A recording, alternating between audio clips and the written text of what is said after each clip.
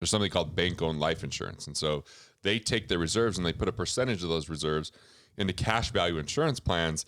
But these are high cash, low commission types of plans. And they do it with their executives. And that way they're earning interest without paying tax on that. Well, it's inside of that plan. It's higher interest rate than what they're getting in their savings accounts through dividends.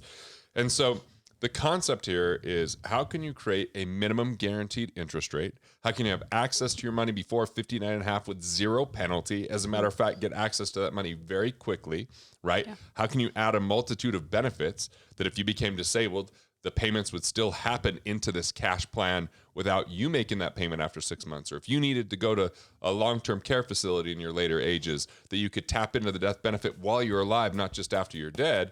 And ultimately, the goal for me is, how do we help you build more cash flow and buy your net worth? Money can be complicated. Let a nerd help you. We're here to demystify the complex nature of money by getting you answers from financial nerds and whiz kids. Welcome to Ask the Money Nerds, a weekly segment of the Wealth Labs podcast where we answer your most pressing money questions. Sometimes people rely so much on advisors, and the more that they feel like they have a fiduciary responsibility, the more they think they don't have to think as a customer. But I feel like to delegate your finances completely is reckless, just like you can't delegate your health completely. I know, people can't work out for you, right? People can't eat right for you. Now, you can hire someone for your food. You can hire trainers. You can do it more efficiently. But it should be looked at as a partnership, not as just tell me what to do. Right. What if you could only, earn 4%, but you only had to pay 3%? This is why banks are in business, because they're saying, hey, Stova, I'll give you 1% if you put money in here. And on the other side of the wall, they go, and if you want any money back, we're just going to charge you 4% to borrow it. I mean, that's a really good rate of return for them, because it makes me so uneasy hearing this every time we talk about it. We just spoil your life every day. This is why you need to go to Paris for a vacation. I'm ruined. Yep. And what's crazy is it wasn't their money. It's your money. Right. So, out of curiosity. They gave you a toaster in the old days. Yeah. To let you know you're going to get burned. And then last time I went in, they're like, here's your lollipop, sucker. But they pause. That's why they give those out? Yeah, exactly, because you're a sucker. For those who haven't read your book, what is a family bank? Okay, so what would the Rockefellers do is looking at what banks have been doing with their reserves for a long time. There's something called bank-owned life insurance. And so they take their reserves and they put a percentage of those reserves into cash value insurance plans. But these are high cash, low commission types of plans. And they do it with their executives. And that way they're earning interest without paying tax on that. Well, it's inside of that plan. It's higher interest rate than what they're getting in their savings accounts through dividends. And so the concept here is, how can you create a minimum guaranteed interest rate? How can you have access to your money before 59.5 with zero penalty? As a matter of fact, get access to that money very quickly, right? Yeah. How can you add a multitude of benefits that if you became disabled, the payments would still happen into this cash plan without you making that payment after 6 months? Or if you needed to go to a long-term care facility in your later ages, that you could tap into the death benefit while you're alive, not just after you're dead. And ultimately, the goal for me is, how do we help you build more cash flow and buy your net worth? That's why I call it cash flow banking, because we're looking at, you could start financing things yourself and paying interest. You could pay for, kids' education. Instead of going to getting a student loan, you could, finance their mortgage, and you get paid the interest rather than a bank. And so it starts to be ways that you can operate and act like a bank, and you're not subject to, right now lending is really restrictive because it's a recession, or, having access to your money versus having it all tied up in plans that have a whole bunch of fees and have a ton of, just make it onerous to get access to. Yeah. What I'm showing people to do is use that death benefit while they're alive as a way to unlock dead assets. In a way, and if people go to freewwrd.com, they can actually get a copy of what would the Rockefellers do. And there's an entire chapter on this, because it's a big concept, and they can they can subscribe on the YouTube channel, and we have more videos on it. But it's that the cash value is one thing and the death benefit's another. The cash value is there to help build cash flow, and the death benefits help to enhance cash flow in the future and be the thing that's left behind so that you could spend all your money without disinheriting anyone. Yeah, so this is the concept of perpetual wealth. Perpetual wealth, for sure. When you put money into a cash value insurance policy, it's treated FIFO. You've First in, first out. Look at this. FIFO, first in, first out. The first dollars you put in premium are the first dollars you take out, which means there's no tax on them, right? Most things like an annuity are LIFO, last in, first out. The last dollars in are the first dollars out, and the last dollars in were the interest. So you have to pay tax by pulling that out. So FIFO is a good treatment, but I also don't want my family to go and say, all right, I want to get a loan, and then they've got to put 20% down, or else there's private mortgage insurance, and they've got to, they might do what my wife and I did when we were trying to buy a home. We were negotiating heavily and getting it priced down, and then someone came in with cash. Well, imagine if it's our family trust that's financing it. Yeah. It's the trust that's getting paid the interest rather than a bank. That money can come very quickly. We already know the heirs. They already know the board. So it's something that they could have been being prepared for along the way, not just right when it was time to think, oh, I want this, and starting from scratch. So can kind of teach them responsibility. And I'd rather our family make the money than banks. When you borrow from your cash value, there's no tax on that, right? Because it's a loan from the insurance company. They let your money act as collateral. You still earn interest on that. Now, there's direct recognition or non-direct recognition. So we're getting in the weeds here for just a minute. Direct recognition is like, okay, we know that you have this loan out there, so we might change the interest rate that we pay you.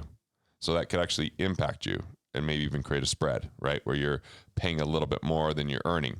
Or non-direct recognition is, oh, cool. We're going to act like nothing's going on and just keep it going the same. Yeah. I don't get too caught up on those details, but it's just important as we're looking at modified endowment contracts, we're looking at tax treatment like FIFO or LIFO, that when you're borrowing, it's against the cash value. So they're not paying taxes on that. If you don't pay it back, it's subtracted from the death benefit, which is income tax free. So these are all just the basics of how a life insurance policy works. Yeah. I personally like to overfund them. I like to set up PUA and put more that goes towards that cash value that can push the death benefit up faster in the future, and it can allow me to access cash faster with less commission. So all of a sudden I get to the break-even point a lot sooner. A lot of people haven't done it right. They're looking at policies from the 1950s that the death benefit didn't go up over time. So I think it's important to realize that whole life has a guaranteed premium that they can never ask for more, a guaranteed cash value that once it's there, it's yours, a guaranteed minimum interest rate that you're earning, right? And a guaranteed death benefit. So the first family piece is the family office. This is a big part of the Rockefeller method because the Rockefeller family had so much wealth that they hired their own financial team that only worked for that family. That's where the name family office came from, right? So they had attorneys and accountants and fiduciaries and investment advisors. One cohesive team working. Cohesive team working on their behalf. So I like the thought of, okay, my heirs could have access to this financial team that I created, because at Wealth Factory, we built a virtual family office. We weren't just looking to work with one family. We wanted to take the same concept and work with a lot of people that normally wouldn't have access to it. We have to find the right types of companies, which I prefer mutual companies that are owned by the policyholders versus stock companies, which are owned by the stockholders. So when there's a distribution, it just goes to the policyholders, not to the stockholders and the policyholders. That's one thing I look for. That's a really good thing to know. Right? The next thing I'm looking for is, what are their PUA provisions? Can I put a little bit in and put more in later, or is it fixed from the time that I start? That's another thing I'm going to consider. I'm looking at, multi-billion-dollar companies or trillion-dollar company like MassMutual that I have a policy with. So I'm looking at those factors. So I want to see really early cash value, but I want to see long-term healthy performance. And I'm looking at kind of the mix between that. So I've got policies with MassMutual, with Guardian, with One America, also known as AUL, Emeritus, which I don't love them, but I have policies with them and they're old, so I just keep them. So I've got various policies, and Penn Mutual is the last company. So there's a couple dozen companies that you could do this right. We have policies on the kids. Yeah. Owned by the trust that has the family constitution inside of it. And then we have a family office that's overseeing how all of this gets integrated and implemented. Yeah. So that's part of it, but it's simple just to start with. Get a overfunded cash value plan, and you can have the owner be whoever you want. It could be me, or it could be my trust, right? Yeah. The beneficiary could be my trust and everything that we want to do there, so that there's benefit to the kids, and began with insuring myself. So then you can expand that. And so we've got people that have bought policies on their parents, and that's kind of like one way to do it, but not the only way to do it. And if you never did that, you could still just get it on yourself. If you don't have the health, you could get it on a spouse or on kids, right? So there's a lot of ways to implement this. Yeah. And it sounds like the family bank concept is just one portion of what you've designed to perpetuate and protect wealth and I just want to the concept of legacy, right? Because you're talking about passing on more than money. Yeah, I don't want to. Yeah, we're banking values. It really starts with the individual. So you'd start, like I would start with me. I was 19 years old or 18 years old, and I just started putting away $50 a month. And I started paying $262 per month away, right?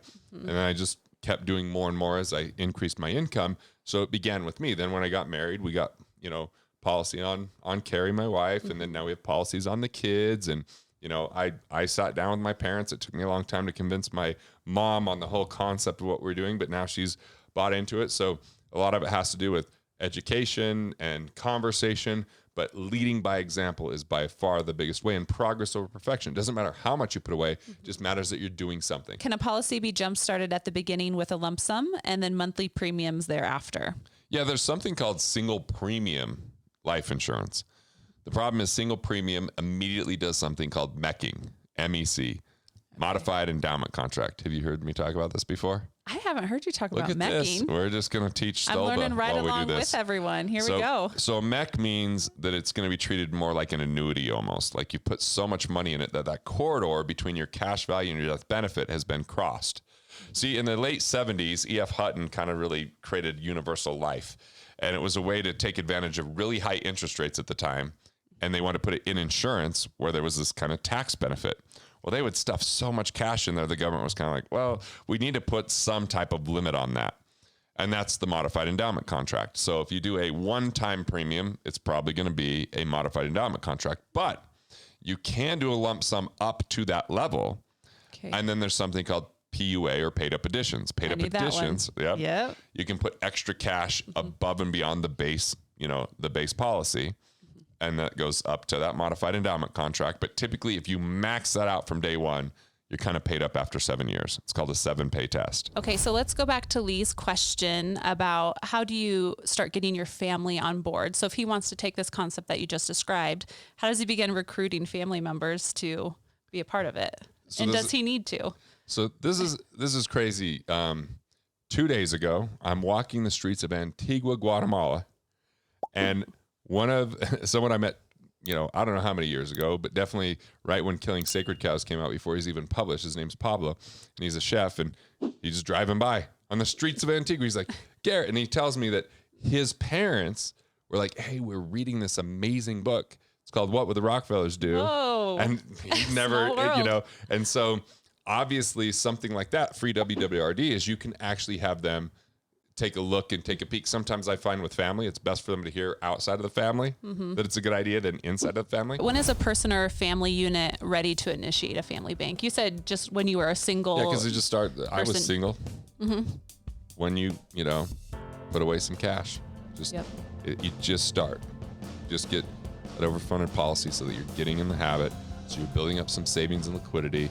You have access to that cash when it's time. And then that can expand and grow just like it did for me 20 years ago. Want to master your money? Want to figure out the things that you could do to improve your finances? Click here and check out more videos like this on Money Matters.